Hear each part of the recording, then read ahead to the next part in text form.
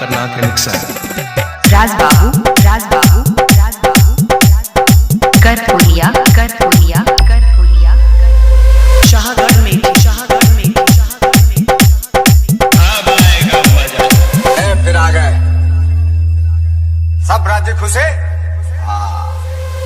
तो क्या लगता था कि नहीं लौटेंगे? गलत। जब तक तोड़ेंगे नहीं तब तक छोड़ेंगे। बहुत है लंबा दंगल है।